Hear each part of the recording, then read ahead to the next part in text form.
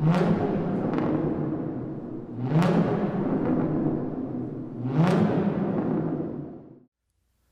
everybody and welcome to today's video.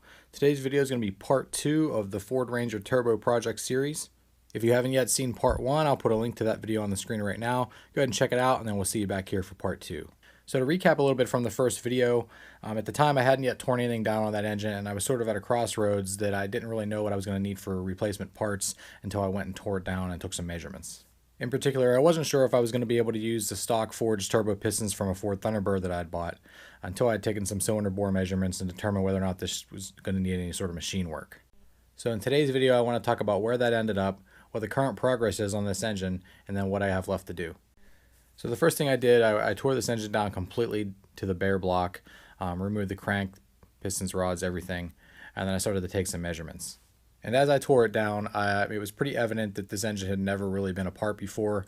All the bearings were factory original Ford bearings, original specs, and I didn't find anything that would indicate that this engine had ever been torn apart.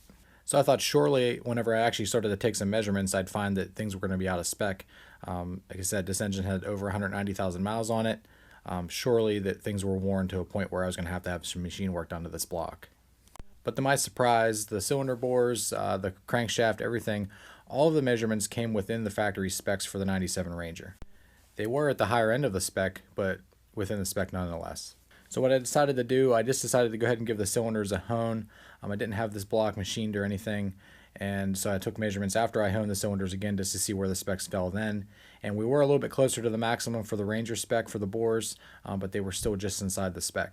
However, I decided that since I was going to be using the Thunderbird Turbo Coupe pistons, that I should probably be going by the Thunderbird specs when it came to the cylinder bore and piston ring gap. And as it turns out, the Thunderbird specs have a little bit wider tolerance range than the later Rangers do. I'm not sure if this is for emissions or what the purpose of that is, but that actually allowed my specs to this engine to fall a little bit further within the range that I needed for the Thunderbird. When it came to the specs for the crankshaft though, I did stick with the Ranger specs for that. And then I also ordered a complete seal kit for this engine, so every single gasket or seal on this engine is going to be replaced with a new one. I did mention in the first video that this is sort of being done on a budget, but I did not skimp on the quality of the parts that I've bought for this. The bearings are quality Moly-Clavite bearings. My water pump there you see is a Motorcraft pump. I did put a new oil pump on this also. I put a Melling pump on it. I went back and forth for a little while on that, whether or not I should replace that oil pump. And I ultimately decided that I'd really regret it if my 190,000 mile plus oil pump went bad and ruined all this other work that I did. The oil pan's a brand new one. The original one I found a place where it was cracked and weld repaired, so I decided just not to go ahead and use it whenever the brand new pans are fairly cheap, so I just went and bought a new one.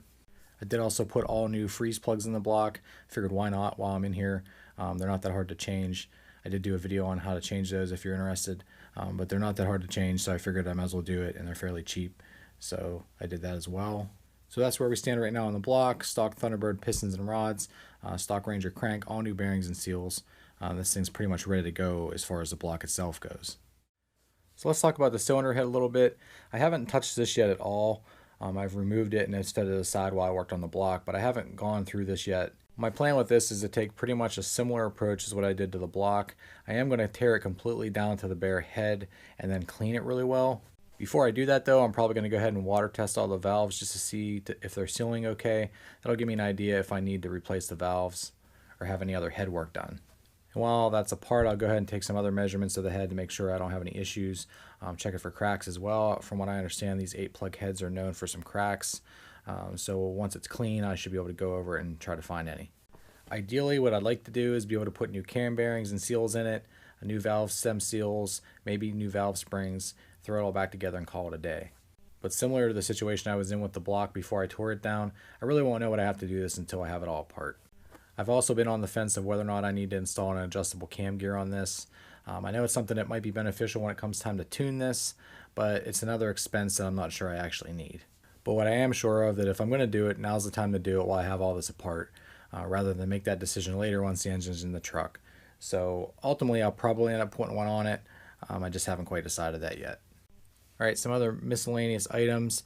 I haven't yet sent my turbo out to get rebuilt. I need to do that fairly soon so it's ready when I need it. This PCV canister for factory PCV system. I'd like to actually get rid of that. I think there's a company that makes something that you can replace that with. So I plan to use a catch can, and I don't really want to use this factory canister anymore. So as far as other upgrades to the truck itself, in the process right now of looking for a factory 8.8 differential from either a Ranger or an Explorer to replace the 7.5 inch that's in it right now, just to be able to handle this extra power. Cooling upgrades, I converted the truck over to an electric fan from the factory clutch fan. I know in the past it's been sort of a controversial topic. Some people seem to think that the factory clutch fans move more air than an E-fan. I think it really comes down to the E-fan that you use. And I'm controlling that with a Flexolite fan controller that gives me some adjustability over the temperature that it kicks on and off. I thought about doing a video on that later. If there's some interest in that, I might do a video on how that conversion was done.